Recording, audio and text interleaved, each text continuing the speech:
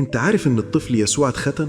سؤال سهل صح؟ طب أنت تعرف ليه اتختن وإيه اللي حصل يوم الختان؟ طيب تعرف كان عنده كام يوم لما اتختن؟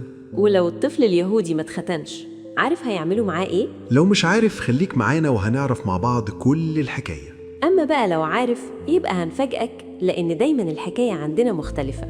جاهز بقى كوباية الشاي الحلوة بتاعتك؟ وورقة وقلم، وارشم صليبك. ويلا بينا نبدأ الحكاية خطوة خطوة. من زمان جدا، يجي من حوالي 4000 سنة، ربنا اتكلم مع واحد عنده 99 سنة وقال له: انت وذريتي اتختنوا، ده علامة العهد بيني وبينكم. أبونا إبراهيم متخيل إن شخص عنده 99 سنة ويتختن ونفذ وأطاع كلام ربنا؟ وكان الختان علامة زي الصليب بالنسبة لينا، مش بس علامة في الجسم، ده رمز دائم للعهد والطاعة وإننا أولاد الله. الختان في العهد القديم كان في اليوم الثامن. طيب ليه اليوم الثامن؟